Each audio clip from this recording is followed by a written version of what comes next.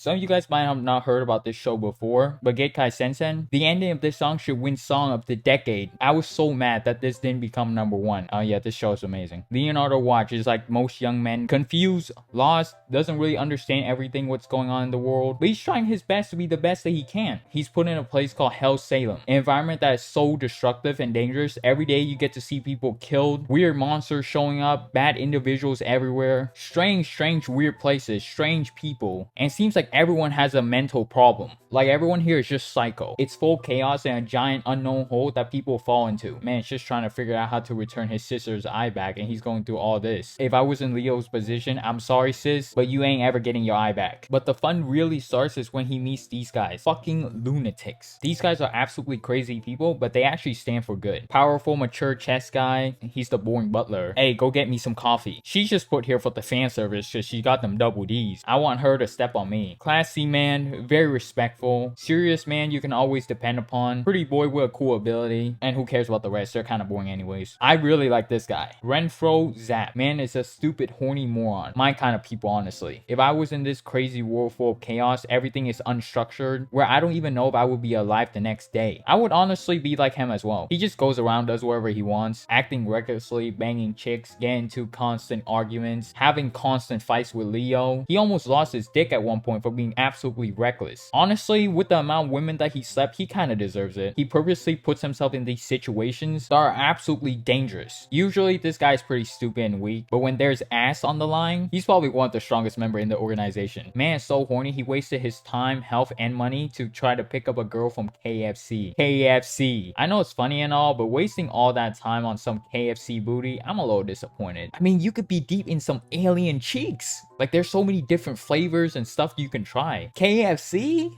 Nah, of course, because it's anime. He's the guy that is in charge of working with Leo. This man is a chess master genius. Why would you partner this horny, destructive dude with a clueless idiot like Leo? He's a horny, self-destructive dude that doesn't really care about anything except for chasing girls. Leo has something called Eye of the Gods, which essentially is a god tier ability that allows him to see through a lot of things, control people's eyesight, destroy an opponent completely, making them completely disappear if he really wanted to. There's so many things he can do with it, the future is still unknown. If I was like him, you already know I'm gonna be like Sasuke Uchiha, trying to find a way to unlock more of the eye's power so I can see through people's clothes, if you know what I'm saying. If I was put into this world and I don't even know if I would make it in the next day, I might get a little curious and see what's under them alien cheeks, you know what I'm saying? But for real though, this thing is so broken, people are trying to get his eyes from him. Like, they're trying to hunt him down just to get his eyes. But for some reason, the durability on this thing is kind of trash. In this world, there are 13 kings, and all these kings are built to be evil. They're all completely overpowered, of course, and these guys had to essentially eliminate them all, so they don't destroy this whole entire city. If I had to be honest, the only villain and the only king that has been introduced so far that is anything interesting is William Macbeth, King of Despair. This one just loves and is horny for some hot dude that she tried to kill and merge. It was so weird, like, she's weird. And this guy has no life and has no logic behind his actions, considering the fact he's like one of the strongest villains there is. He just wants to make plans to hurt others. Like, dude, are you okay? Have you been hurt that badly before? What happened to your past? Jesus Christ, pick up a hobby. Do something useful with your life. You're just summoning weak minions for the people to eliminate, and then you get angry all over again because your weak minions couldn't do the job for you. Like, what are you doing? Now, William might be a pushover, but when the king takes over his body, he turns into an absolute menace, and he's pretty badass. Man is full bravado, talks mad trash, uses the sisters of William's heart condition to get what he wants. The King of Despair is the only guy that actually has a purpose in this story, and is actually pretty cool. Like, you can understand the logic on why he wants to do certain things. I love the part in this show, and it's what made it one of my favorite shows until this day. It's the contrast between William and the King of Despair. When you look at William, he's full of hope, happiness, and very down to earth. When you look at the other guy, it's just full of anger, hate, sadness, like just full of problems where he hates his life. This is just my observation and experience, so I could 100% be wrong on this. People who are very visual like the King of Despair are usually the ones that end up destroying and hurting others. When you're just a boring, kind, honest person like William, most of the time, you're not going to be trying to hurt anyone. You're going to look within yourself, trying to figure it out what's wrong with yourself. And there's not going to be many interesting moments in your life because it's just going to be you working. boring. Your life overall is just gonna be boring for the most part. You're gonna be taking care of the people around you. The clothes that you wear aren't gonna be fancy or cool. You're most likely gonna be wearing the same cheap clothes. Maybe you work a certain type of job or you into a certain type of clothes, you know, like the working suits kind of thing, but it's not gonna be anything flashy. Maybe a Rolex on your arm, but that's about it. Unless someone has a certain fetish for that, which I have no problem with. But to anybody, it's really boring. But when you look at Mr. Despair, you get a certain type of recklessness within him. You have that destructive, I don't give a fuck attitude. You style and make your hair a certain way that's very dope, very appealing to a lot of people. You don't need to even be the richest guy or have the nicest clothes, but the way that you choose how to dress is pretty cool. You're full of bravado, so you trash talk everyone. You swear, roast, and insult people constantly. You laugh at other people. You have a massive ego. You fall into the hedonistic trap where you drink or you smoke or you do drugs, and it's pretty appealing to a lot of people. Let's all be honest, everybody has some part of themselves that wants to be a hard-ass gangster, and the King of Despair represents that very well. People want to get riled up, man. It's fun, and I get it. I was like that too, even a little bit now. I get why a lot of people are drawn to it. However, when we watch the show again for this video, I find a lot of this man's action to be a little bit corny, but he's still pretty badass. If I was like him, I'll start smoking a cigar. I know people making jokes about people who smoke, saying that they stuck the good old wee-wee, but you look at the meaning behind smoking a cigar, it tells power, money, and anything that has to do with dominance, and it shows that you're not really scared of death in of itself. Overall, it just shows that you're powerful. And you look at a lot of rich, powerful people, they be doing that, and I think watching this guy smoke a cigar, it would be pretty cool. Of course, don't smoke, guys, but the King of Despair will match that very well, and the animation in the fight scenes was so unique. I don't think any anime has ever done this before. And in the end, the good always beats the evil. Leo absolutely smoked the King of Despair. He activates the eye and whoop, man was just gone. I'm kind of disappointed the fact that Leo's bitch didn't get saved, but William deserves to be alive. Can't the eye just fix the sister's heart? I mean, Leo won her heart over, why couldn't he save her heart? Season 1 was a 10 out of 10, and the ending, Sugar to Bitter Step, made it 100 out of 10. I'm so fucking mad that this didn't have a Song of the Decade award. They should have an award for that just for this song. When season 2 happened, it felt like a filler. It was just there to waste everyone's time. Kekkai Sensen isn't like one of those shows where it can continue to like 100 episodes. There are a limited amount of episodes and you just can't waste them like this. There was a lot of pointless scenes throughout the whole entire season, like the scene where they focus on her. They did the fan service thing, letting her double D's hang out, and we found out that she's a massive alcoholic. The only parts that were kind of important is when they defeated the stronger villains. We get to see new abilities and all that cool stuff. The final villains was just boring. I know he had the other eyes of the god, which is furthering the story and we get to understand more about the eye, but why did he have to fake marry the sister to try to get his eyes? He's just like every other villain out there. He just wants Leo's eyes, so that's all it is. He wasn't even cool and there was no build up at all. He just wanted Leo's eyes, but at the end he didn't get it. The King of Despair was right there from the beginning and it built up to the end. This guy just came out of nowhere. The animation for the final fight wasn't even great at all. I'm pretty sure the previous villains would outshine him and actually beat him in a fight. The King of Despair would ate this man alive. I'm not even kidding. Shouldn't the villains keep getting stronger? Why are they getting weaker? Besides Leo finding out a little more about his eyes and the 13 kings, which if you have watched and kind of have a brain to connect some dots, the whole entire season 2 was just a waste of time. I mean, if you're gonna waste everyone's time, might as well just have this man go wild or have a scene of her taking a shower or something. Show more of her double D's. I don't even count season 2 as the main story, even though it is. The whole thing fell off and wasn't Kekkai Sensen at all. The villains are super boring and they just pop out of nowhere. No explanation at all. There was no thought process behind any actions. Kekkai Sensen is at a point where it can go down as one of the greatest show of all time if it actually finishes, and if the author actually decides to sit down and really put in the work again. Everything about this show is already set up and it's absolutely fun and interesting. There's no other like it in the anime world. But this series is looking like some of these other shows where it's so good, but it's either just rushed for an ending or it just never gets touched again because the author doesn't want to do it anymore. Even though there's so much more greatness to be had. I would rather watch this show, just one of these shows per season, than getting 5 recycled boring rom-coms. It's sad to see this series go. There's so much more excitement, mystery, Zap trying to hit up girls, Leo finding more about this world to be had. The meaning behind these characters are absolutely beautiful.